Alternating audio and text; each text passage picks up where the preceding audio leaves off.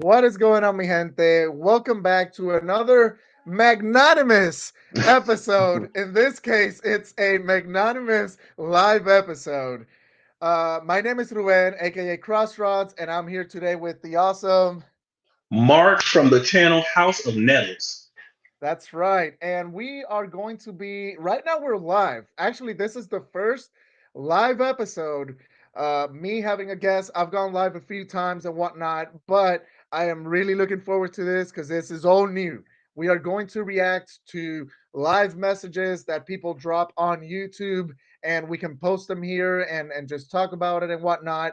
But we are going to be talking about episode one of season two of House of the Dragon, a son for a son. Uh, a wild episode for sure. And we are going to get into, okay, before I get into the things that we're going to talk about, I am not, this is not going to be like a scene by scene episode. This is just pure, uh, let me see, like a let it go episode. We have thoughts. We are just going to throw them out there because we are still trying to put everything together of what we saw. Mark, have you rewatched the episode since yesterday or no? I have not rewatched the episode. I watched it and then I watched probably a fast forward version of it as I was making all that cool content over at House of Nettles for Right. for the show. But I haven't just sat down and rewatched it. And funny enough, my mom is a fan of House of Dragon. She rewatched it last night. She watched it, took like a 30-minute nap, and then watched it again. So That's commitment right there. That is freaking commitment. Not even me who I create content and all of that. I haven't been able to rewatch it.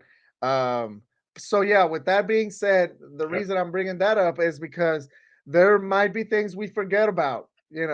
And again, this is not going to be a scene by scene episode or a podcast episode because it's not, again, it's just going to be our overall thoughts, favorite moments, what we like, dislike, and we'll just go from there. People, don't forget to follow before we get into all of this.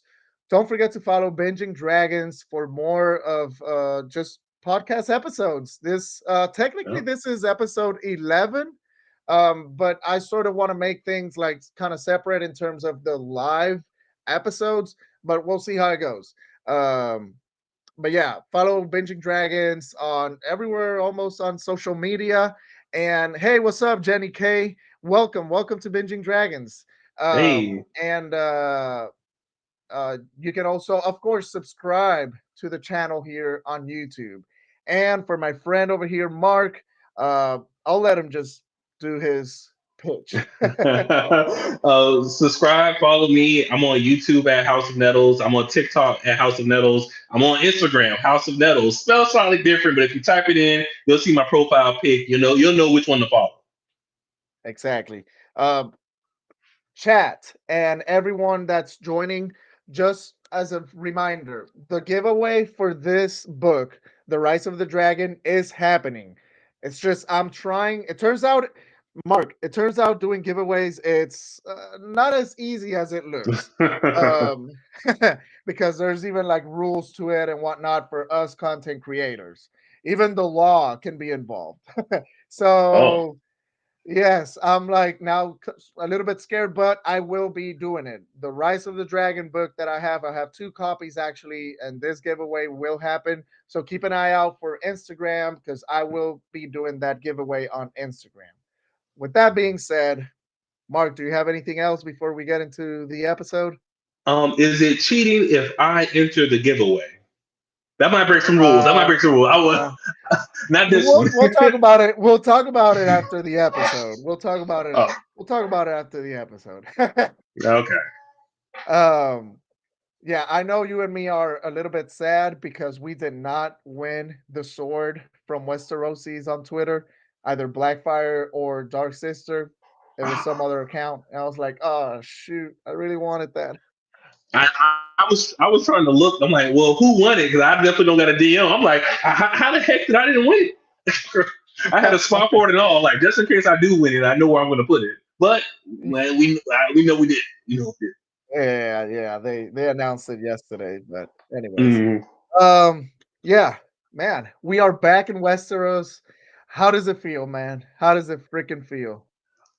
I was happy to see some familiar places, especially when we got that scene of Winterfell. I thought, Oh I'm my like, god. yeah, we're back. Now, it definitely looked different. The topography of the land seemed like it changed. And I was like, all right, a little different, but I was happy to see it. I was happy to see it as well. What would be your overall thoughts of season one, or not season one, episode one of this season, A Son for a Son? If you want, you started off with Winterfell. I'm sure. Spoiler alert, I will start with Winterfell as well because damn it, that was such a good intro. But yeah, overall thoughts of this episode.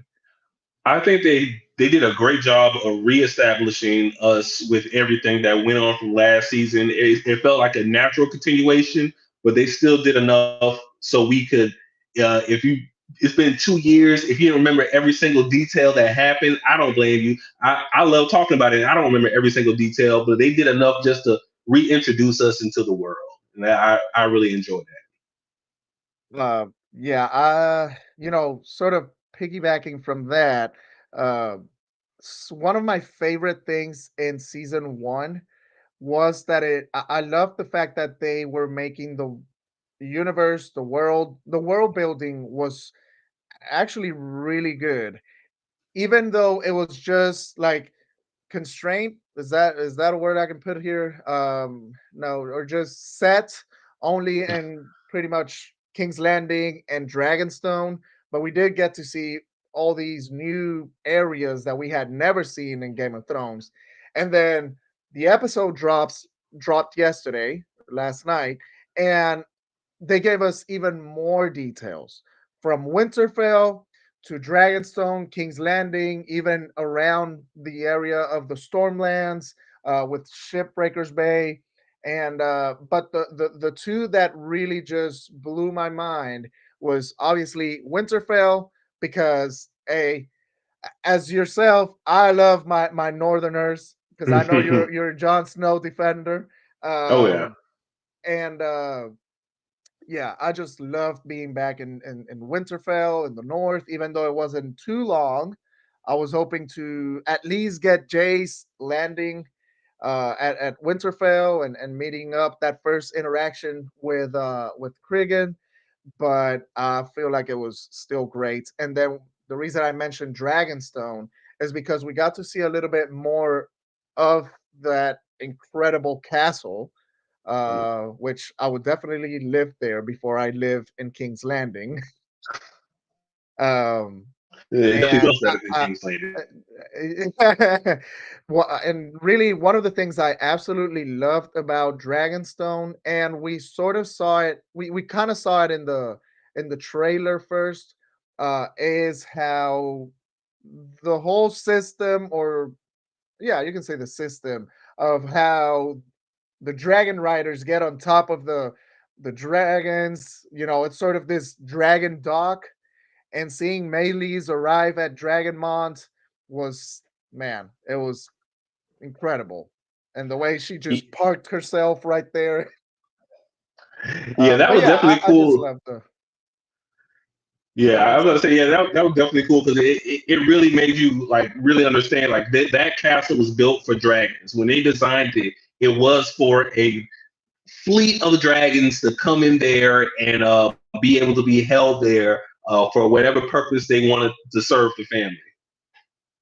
And true. And dude, now that I think about it, again, I haven't rewatched the episode, but I remember that part when Maylee's kind of walks in um, with Rainey's and whatnot. That place looks enormous. Looks magnanimous. Magnanimous. I mean, I was like, um, how big is this island now? How long did it take to build this castle? How big was Valeria at that point? I know, dude. Like literally,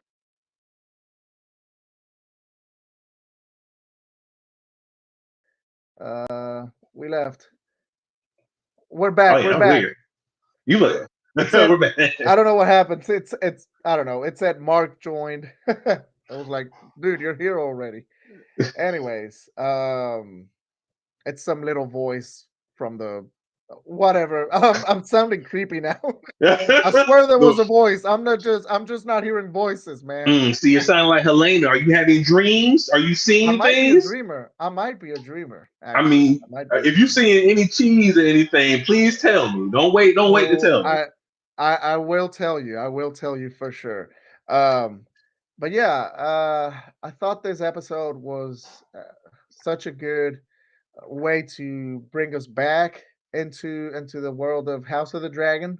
It definitely leaves me wanting a House of the Direwolf TV show or something, man. Because being up in the north at the wall was was just incredible. I can't stop thinking about that moment with Cregan Stark over there. So Yeah, yeah, yeah, you're gonna say yeah. something? Yeah, I was about to say.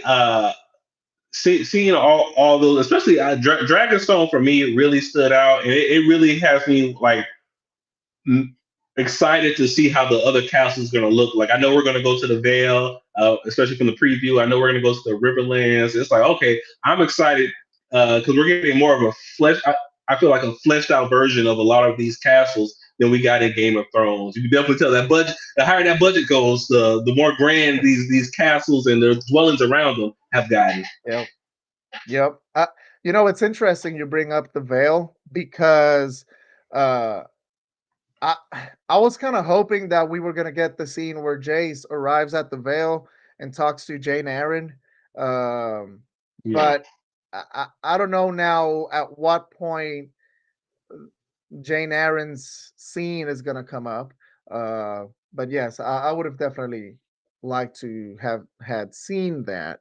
Uh, Well, speaking of, yeah. I'm about to say, well, they made a reference to it. They said she wanted a dragon there, so Oh we know we're yeah, gonna go back yeah. and see it. So I can't wait to let's see what they got. Let's see that high what's it, the door? What's it called again? The moon door. The moon door. Yeah, yeah, yeah, the moon door. Well, I suppose it's gonna be whenever shoot, the dragon twin Reyna, Yeah. because she's been staying over there, right? Because Bela was with Rhaenys in Driftmark, and Reyna has been all this time in the Vale. Was it No, not? she was in Dragonstone. Right, but before you remember, like from season one, um, I want Bela to say was she Bela Bela was staying shoot with Rhaenys in ratings. Driftmark. Yeah, No, I'm she was almost certain. staying with the in Dragonstone with Damon and Rhaenyra. Okay. Um, yeah, for some reason I thought she was staying somewhere else, and she was sort of like those years of maturing, becoming more of an adult, uh, were more spent somewhere else, and I can't Mm, remember right now where it was, but I believe that is probably where Reina is gonna find her dragon, even though, yes. So on TikTok, Mr. Mustache says Reina stays at the Vale during the dance. Okay, mm. so yeah, I knew it was somewhere around that, and I believe from what I've heard, supposedly that's where she'll find her dragon, which we know already it's a change from the book.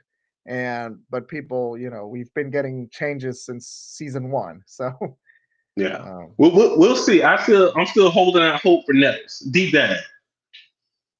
yes, well, I remember seeing some pictures and all of this girl looking sort of like Nettles. So and whenever they asked Ryan Condal, he was kind of sus about it. It kind of Hmm. sounded like they might actually have her like very well hidden. And if that's the case, the internet is going to just blow up. you know. Yeah, and it could be the longest con, and they're saying she's not going to be in just for them to surprise us because you want some surprises for the fans. So I'm gonna cross my fingers. Whatever happens, I'm gonna enjoy it because I know what they're doing. What's best for the story. But if we get Yeah. Nettles, I'm gonna be happy. Oh, absolutely. Um, what was another thing I was gonna another thing that I really enjoyed? Of course, oh, I forgot to say when talking about the world building, they gave us it wasn't a whole bunch, obviously, but I love the fact that when they showed us the Valerian fleet and they were like bringing back Corliss's boat.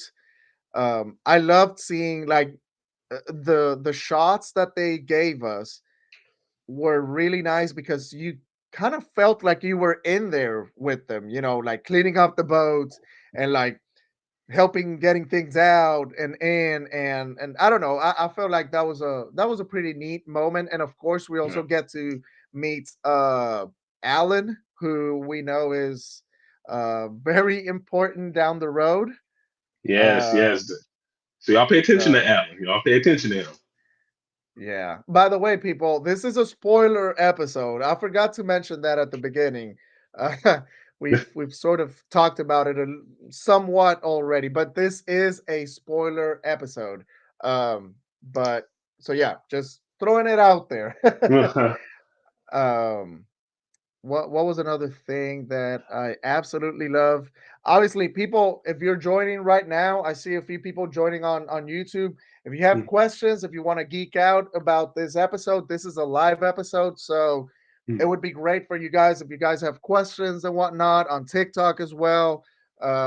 Just drop them in there. Usually, whenever we do the episodes, we are not too like we're not looking at the chat a whole lot, but since this is a live episode, we are definitely looking at it. And any questions that you guys have Mhm. or things you want to bring up that are cool, bring them up. Uh, but yeah, what would you say? What would you say were the things that really uh, I don't want to say best performances yet. I want to save that a little bit, but we can sort of start giving out top moments in the episode. I Uh was I would say a top moment that was technically a low moment for me was seeing the disarray that the different factions were in. I definitely felt that both sides thought things were going to go different. They had a plan for, all right, if we execute this, we'll be able to especially in the Green Council, they thought, hey, they're going to be able to go to Rhaenyra. She was either going to bend the knee. Half the people wanted her to bend the knee. Half the people wanted to just go out there and eliminate her really quick. And since none of that happened, they're like, all right, what are we going to do now? And the only one that has a plan for the future for what we've seen so far is Aemon. Similar plan to Daemon. That's how similar they think, but to go control the Riverland. So it was definitely interesting to see like how the dynamics of their council is going to work. Absolutely.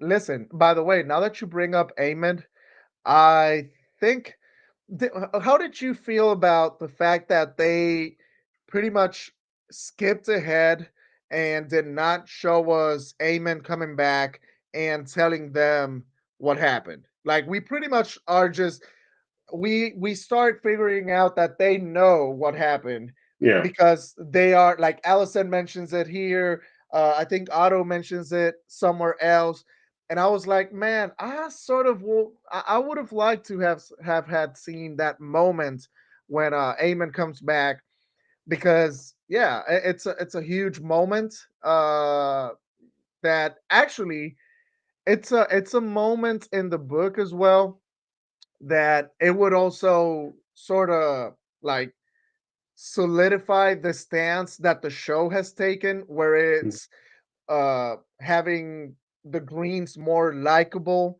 than what we had in the book, because in the book, at least me and I know you yourself and a lot of our awesome fellow Song of Ice and Fire creators, we side with the blacks, and it's like super like straightforward when reading the book. Not so much in the show, which is it's a cool thing. It's a cool addition because this way, you get to we get to have this discourse of like, huh, I am not super on board with this character. For example, Aegon, which we can talk about him here soon. Mm. Aegon the Magnanimous.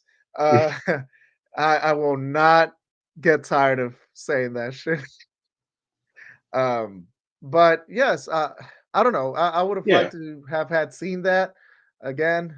I'm cool. It didn't happen. Whatever. But I think it adds to what you were just saying with the houses scrambling and trying to figure out how to go about things. I I think it was good how they did it, so we could understand that the whole realm knows what happened for the fact that they put all the way at the wall. They had Creed and Stark and Jace learned that this happened. So once that information reaches the wall, it's like, hey, everyone knows what happened. From Dorne to the wall, Aemon Targaryen slew his what nephew over Storm's End. So Right. definitely him walking in. I I hate the fact that everyone just they already have the assumptions of how Eamon's going to act, what's going to happen. They already put in their mind like, oh, he's a he's a he's becoming a cold blooded Rogue. killer. Like what something is wrong with him. He's just going rogue. Kind of. We have to taper him in before they even really had a conversation with him. Right. Yeah. Uh, okay, I understand you, and yes, but I feel like if we were like in their shoes, I feel like I feel like we would think almost close to the same thing. No, I, like he just had okay, so like Aemon literally he comes back and he probably was proud of it. It doesn't seem like he was acting all like oh it was an accident. No, he's actually leaned into it. I think. But I mean, Um. the, I don't think there's anything he can do besides lean into it. He can't tell people that he Oh, accidentally killed absolutely. his Yeah. nephew. Nobody's going to believe that. It wouldn't matter if he said that because everyone knows you chased your nephew on a dragon, Yep. even if it was an accident. The I mean, biggest dragon in the world. and that's what and that's the other that's what makes him so scary. Like, do we know how strong he is mentally? I think once we get more scenes with him by himself or not around other people with power, I think we'll get a better understanding of really how strong he is. But everyone's afraid of him and Vagar. From the Greens understanding they have the most powerful weapon, from Damon, who was one of the most reckless characters, even at his old age, realizing I can't go over there and try to fight Vagar by myself. Telling Rainey's with her dragon Melee say, hey, maybe we can tag team this man and put his dragon on the ground. Everyone understands he's that powerful. So Yeah. yeah, yeah. I yeah, that's those are really good points. So would you say but by the way, I wanted to say there's someone on TikTok, Fiker Yeardaw. I saw your comment. We'll get back to it here very soon. Uh and any other comments if you see any other but yeah, I saw Yeardraw dropped a question there. But what was I going to say? So it was something that I really loved. Now that we're talking about Aemon, I feel like we can sort of add Aegon in there Hmm. because they're like the two figures that are so like polarizing, and we like I feel like the like how do you say the damn it you guys know me Spanish, Well, man. I'm saying the word in Spanish in my head. I'm trying to find the damn word. Uh, describe it to me. What you trying? What you thinking? What are you thinking about magnifying, Aegon? like a magnifying glass. Like they're on the scope. You know, Yeah. um, Aemon and Aegon are on the scope all the time, at least for us, because if you support Rhaenyra, obviously you we are always looking for a reason to hate on them, and it was really refreshing, interesting as well how they went about Aegon.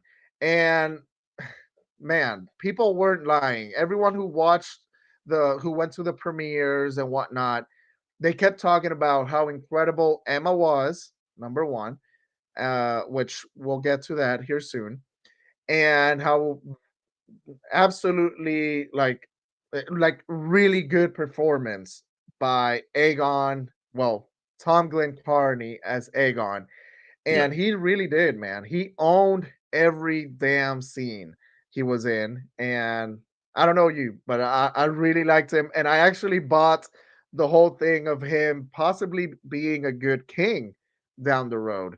He's not a good person, of course, we know that. But it seemed like he was trying. But there's always this damn high tower right there Yeah. to mess things up. And of course, in this case, it's none other than our guy Sneaky Snake, Otto Sneaky Snake Hightower. Um, so I really really enjoyed this portrayal of Aegon. It was really really good. I thought it was. Yeah, I like that we got to see him try to make an effort to help the small folk. And that's the thing. I think people saw in Game of Thrones saw Joffrey Baratheon, saw Ramsay Snow, and said, "Okay, these are all the way bad, almost cartoonishly villainous characters, especially Ramsay Snow." But you see Aegon, and he does stuff in season one that it's horrible, it's bad what he did. There's nothing you can do to say like, all right, maybe it wasn't that bad. No, bad thing. That doesn't mean he's 100% bad. We're getting that Uh-huh. perspective. Like, you could be a horrible person and do a good thing. That doesn't just because I'm mean to you doesn't mean I want to go kick a cane out from under an old person and see him slip in the puddle.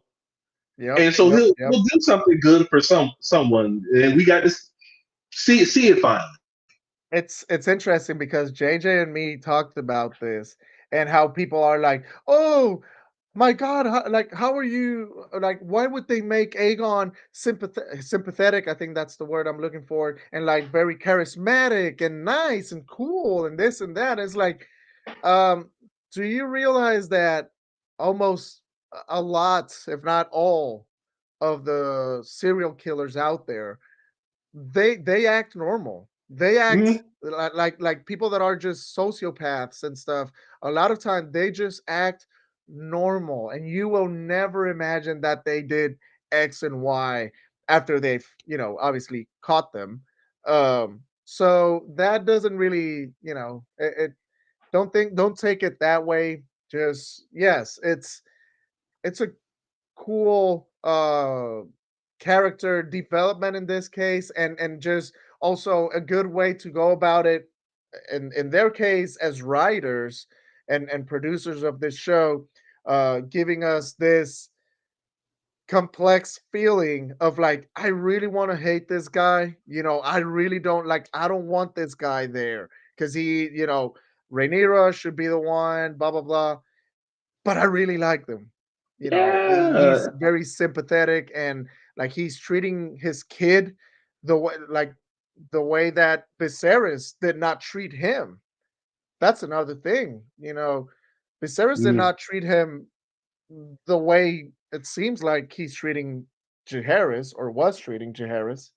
Uh, What? But then you got to think about how when he went to his daughter and when he was looking for his son and he pulled away because, oh, you're the girl, you're not the boy. I don't need to spend time with you. Let me go true, find my son. So true. he does something that's kind of good. You got to remember that.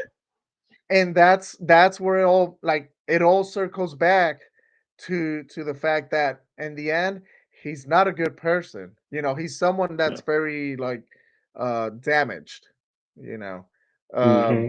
so Fiker Yirdaw says, I have a question. If y'all remember, Damon was with a dragon we haven't seen before episode 10. I think That that was was a Vermithor. yeah, Vermithor, the King Jaehaerys steed. Do you call a dragon a steed? Well, I did. King Jaehaerys' dragon steed, the winged steed. Yes. Yep, yep, yep. Uh, we should be we should be well, actually it's in the trailer now that I think about it. No, but Vermithor is in the trailer. yeah, he is. And hey, it could be more people riding dragons, so be on the lookout for that. Uh-huh. Which by the way, did you see Hugh? I was not expecting to see Hugh Hammer. I was Not like, that listen, early. I'm about to fight you, man. let hey, he's looking out for his folks right now. So I'm team Blacksmith right now. Yep, yep, yep. It's interesting because they're already sort of if you really think about it, that's an interesting moment that they will definitely go back to it later on. Those Hmm. of you who have read Fire and Blood, you know uh the Tumbleton, Battle of Tumbleton. You know, you know. I think I will say they're this. going to use that moment. Yeah, I will say Hugh is one of my favorite characters from Fire and Blood. I greatly enjoyed, and I can't wait to see how he's portrayed in what's coming up this season. Really, you like Hugh? I like Hugh. I like these characters. Just because you do just because you may act one way or another doesn't mean you're not enjoyable character to read. It's Oh no, in, no, no, yeah, yeah, yeah, yeah. They're yeah. I mean, uh, yeah. I think Hugh got a bad Hugh, rap because when I really look at it, that's story for another time. But I think Hugh's for the people. Hugh's for the people. And well, I think we're going to see that in what's coming up for his character journey. and Off White as well. I was following Hugh. He was a follower. He follows the power. Is a character we will be introduced to. So Hugh for the people and off with Hugh. So he's technically for the people in that essence. But yeah. What was another thing that shoot, I forgot we were talking about here a few minutes ago, but We were talking about Aegon, but yeah, I mean, we can talk about other people from his court or any other standouts you had from the Greens or the Blacks. man, my standout from the Greens was definitely Aegon. That's without a question. And Team Black, actually, it's I loved obviously the Emma's performance. I feel like they just whew, they went, man, they brought it up a notch for real. Hmm. And I really like that, but I also have to give credit. I feel like almost all of Team Black, like Jaceres, which is funny because someone on my comment, I made a video and on the comment section said something like, "So Jaceres came back after episode 10 of season one, looking like 10 years older." War But changes you. obviously, well, number one and number two, like they finally got rid of that hideous wig, so now Yeah, he gets to use his own hair and all of that. A little bit more Jon Snowish, like put his that Jon boy Snow Jon product in Snow. that hair. Yep, yep, yep. And but yeah, I thought Jace actually did a. I loved watching Jace. I feel like did such a Harry Collett. I think it's the name. I think it's his name. Yeah, Did such an incredible job. In general, I gotta say this. Like in general, the whole cast, everyone. I feel like they look so much more comfortable. Did you get that?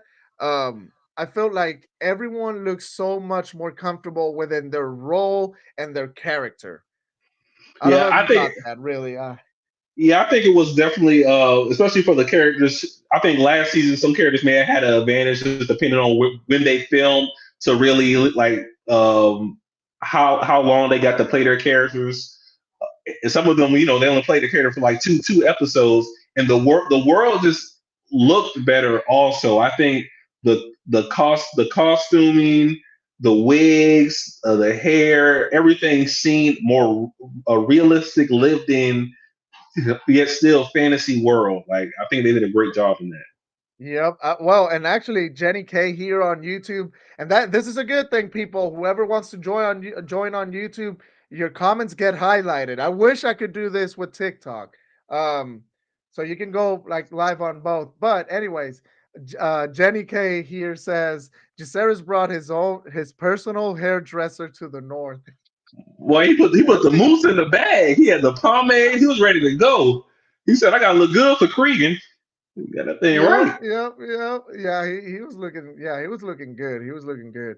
Um, Again, I wish we would have spent more time in the north, but it is what Yeah, it is. Um, but yeah, I just felt everyone did such an incredible job.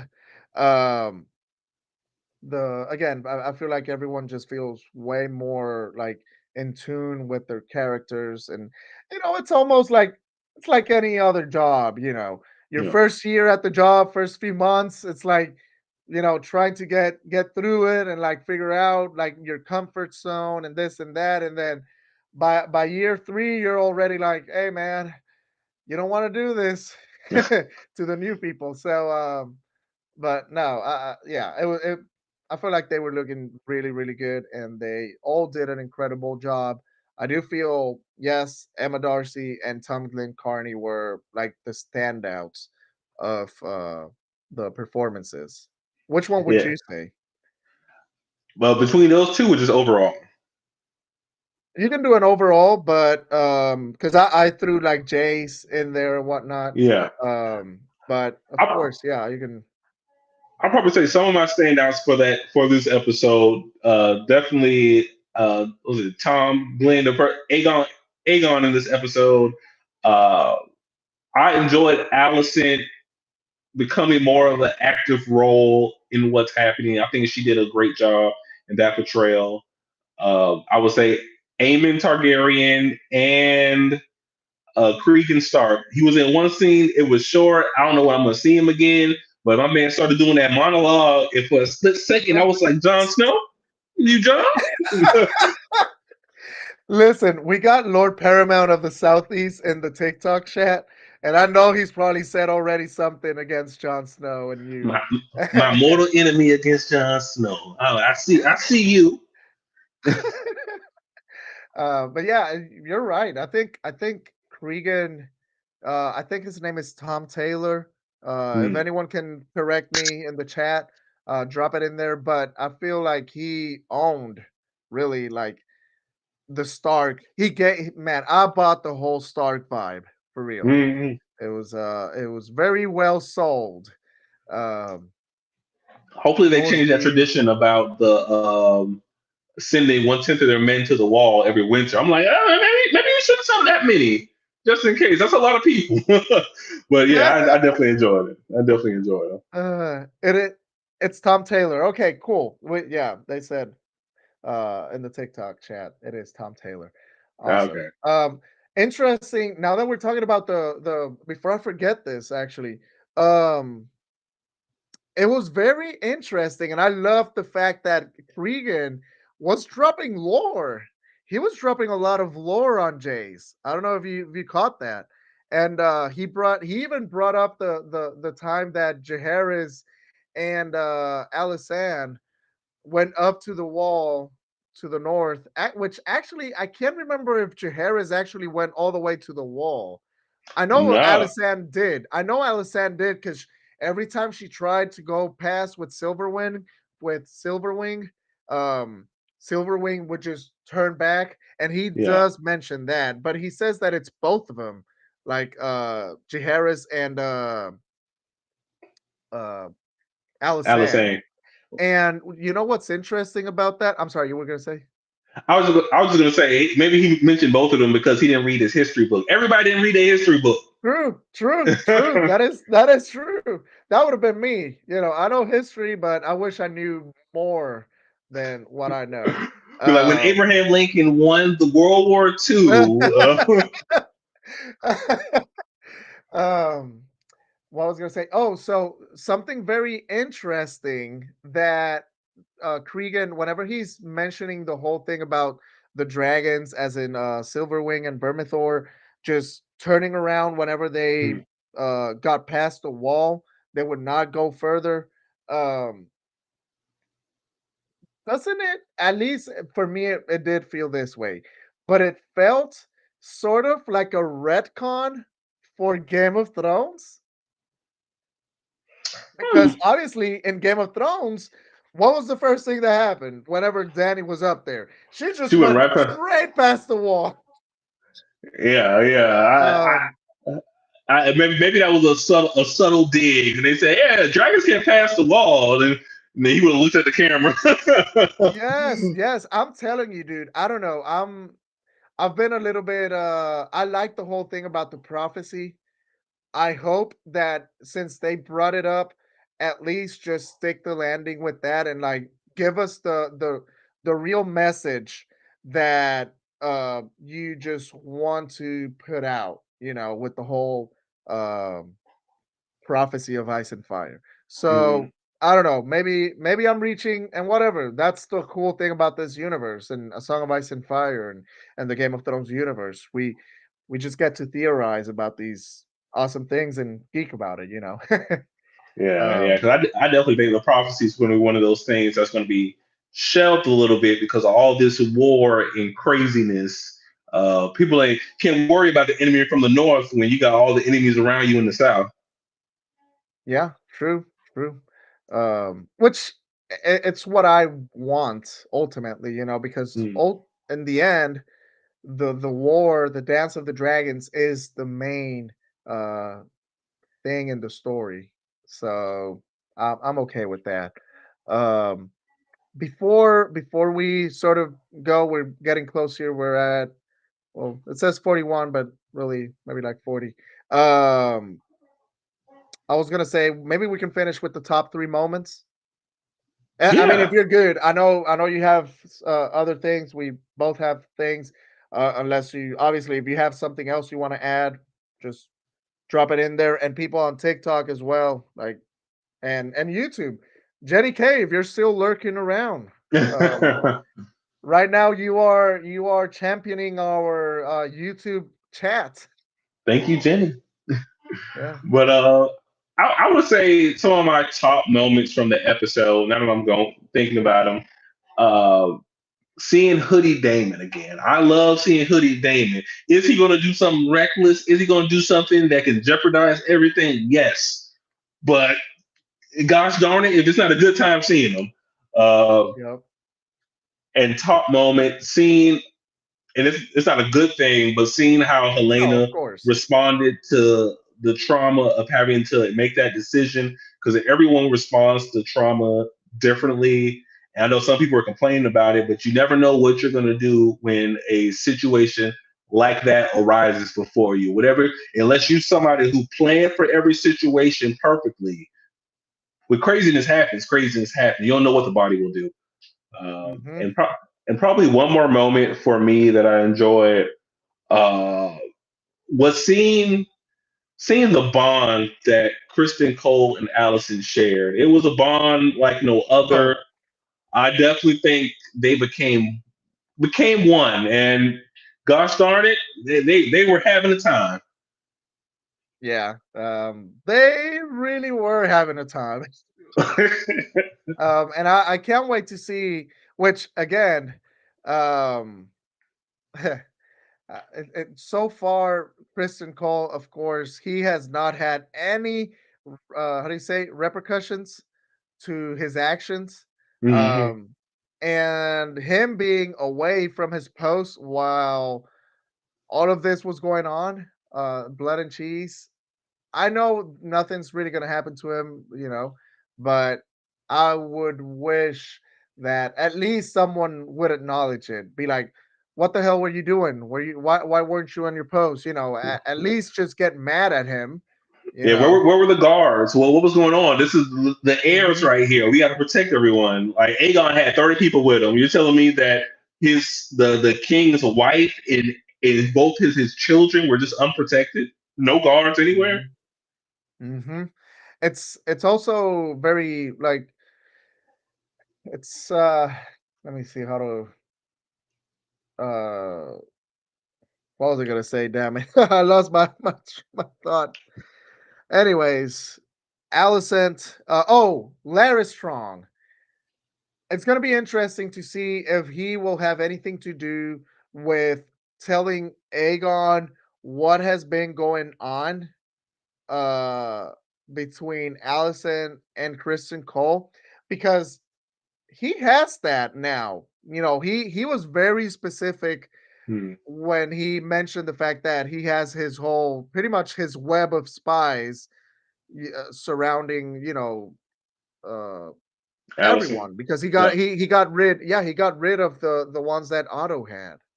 Uh so yeah, I don't know. That'll be pretty interesting. Oh yeah. Uh but again, probably Crispy Cole won't they won't do anything to me. Well, maybe um something's gonna happen. He gonna get that haircut. I don't know how he get it, but yeah, he sure is. Um in my case, my top 3 moments, I would say, obviously, even though it's incredibly sad, you have to add blood and cheese. hmm It's a very impactful moment. It's a very crucial moment in the story as well. A yeah. moment that also just changes the course of like everyone, even people in Team Black, because we see already that Rhaenyra is not happy about this. She did not want this, and I'm so happy that they are going with this approach. Um, at least based on what they showed on the trailer for episode 2. I'm happy that they are not just saying that. Well, obviously, people in the Greens are gonna put it out there to the small folk and whatnot Oh that yeah. Renita was the one that Ren, ordered this. and to them, Rhaenyra and Damon did it. I mean, and they can't. It. Damon definitely did it, and he acts under Rhaenyra. Yeah, Rhaenyra called yeah, for the head of a son. yeah. Well, she said Amen Targaryen. She was very that's the thing. She was very specific about who she wants. A Uh for effort. yeah, I don't know. I think blood and cheese, and I want to say this as well because you as a content creator, I know you've probably in your comments you've already gotten a few weird people out there. Um it's crazy the reaction of some people to what happened in the blood and cheese moment. Um, yes, it's different to a certain point. Is different than what we Mm, got in the book. But here's the thing: ultimately, what we got in the show in last night's episode, you ultimately get the same thing. You get to the same point. We are gonna get a traumatized Helena and hmm actually traumatized Allison as well, because even though she wasn't there, like it happened in the book, she was off with Kristen Cole. You know how bad she's gonna feel about this, knowing that she was out there whenever all of this was happening. She was out there screwing Kristen Cole. Uh, Probably the reason there weren't any guards around. exactly, exactly. Mm, So, man, I don't know.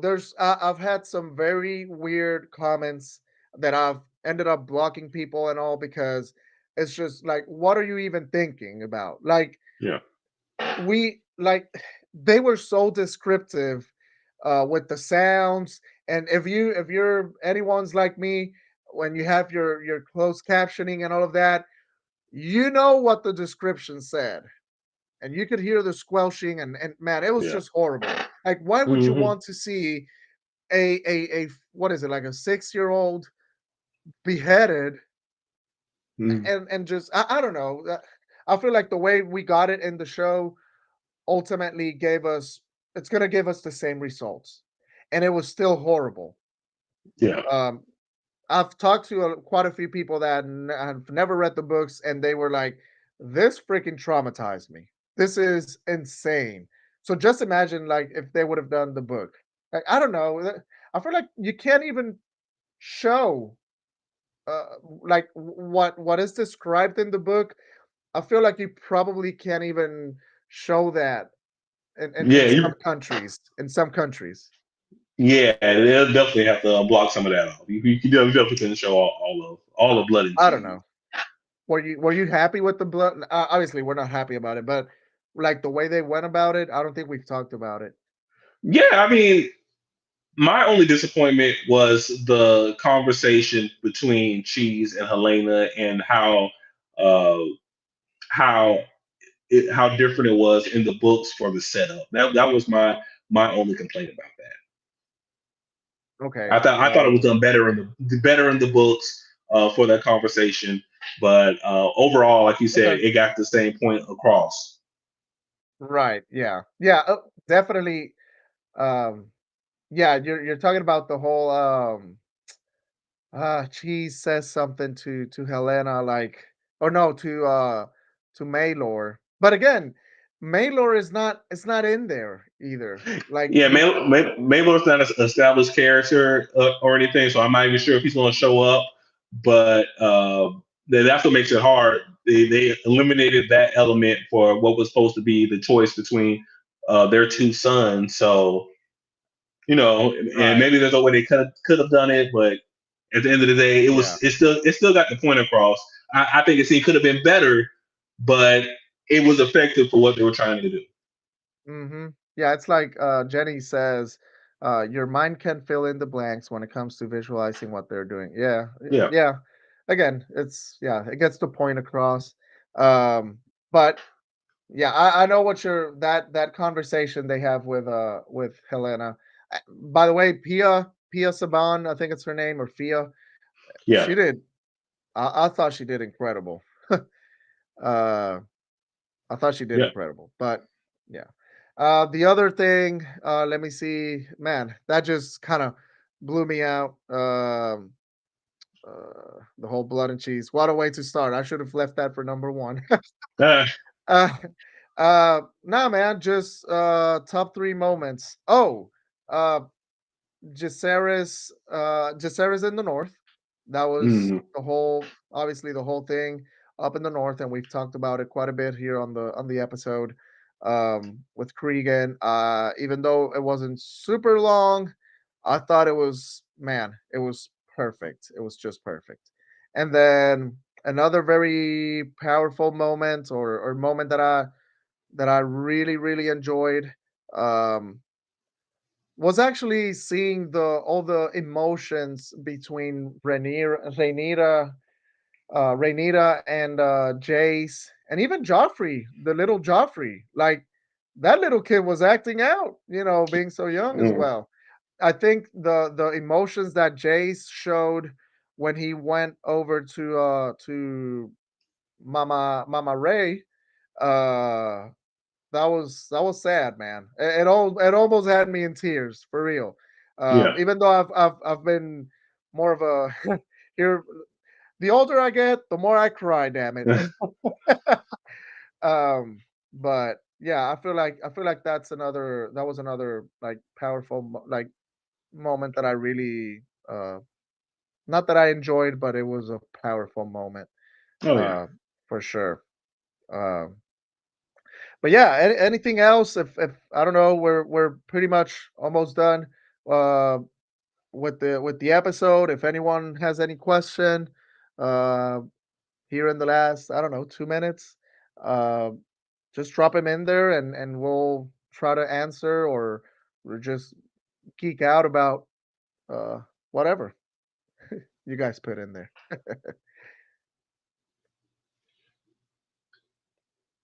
Let me see. I think someone said other sword. Yes, it did traumatize me as well, uh, especially since you could hear the noise of blood and cheese cutting. Yes, that's what I'm saying. Like Hmm. it was still it was bad, man. Yeah. Oh yeah. It's Lucerys, a bad thing that happened. Nobody wants that to happen, but it's just tell them the fantasy story. yeah, yeah. Oh, of course. Lucerys deserves justice. Hell yeah. Uh, yeah. I don't know.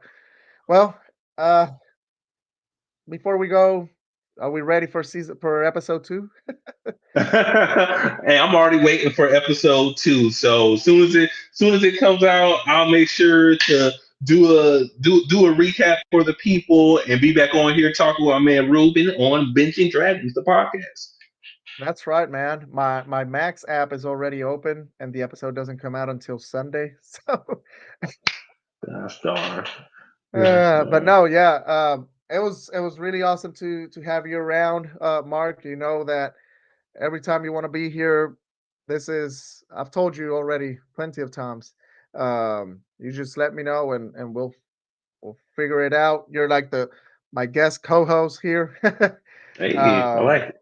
and people expect other like awesome creators joining as well. Mm. Um, Kelly, Game of Thrones historian. Listen now, I know you're around there. We've talked quite a bit, so you guys can expect her to be around here quite a bit as well. Um, and yeah, just other awesome people. Uh, Thank you all. Thank you for everyone on TikTok. Thank you, Jenny K, for single-handedly just carry the torch in the YouTube chat. You will forever be remembered. And we hope to see you around for these live episodes. Maybe if we can set them up with a little bit more of time. Like things were kind of crazy yesterday with the episode dropping and whatnot. So Mm. maybe if we plan this a little bit better. But again, this was the first live episode uh, that Binging Dragons has done. So expect Yeah. them to be better. Thank you all for joining again. You guys were freaking awesome. Mark, do you have anything else before we go? No, just hey, thank everybody for being here, and hey, we'll get more hot D coming soon. That's right, people. Drop in the comments whatever you expectations are for episode two, how you liked episode one, and don't forget to follow us on social media and Yes. subscribe to the channel here, Binging Dragons. Uh, House of Nettles with my boy Mark and Crossroads. Also, I have my channel Crossroads, so you can go out there and check us out. Also on Spotify and Apple Podcasts for audio only. Man, quite a bit. I'll see you all around. Mark, thank you so much. And I will see you all in the next one. Para Morgudes, people.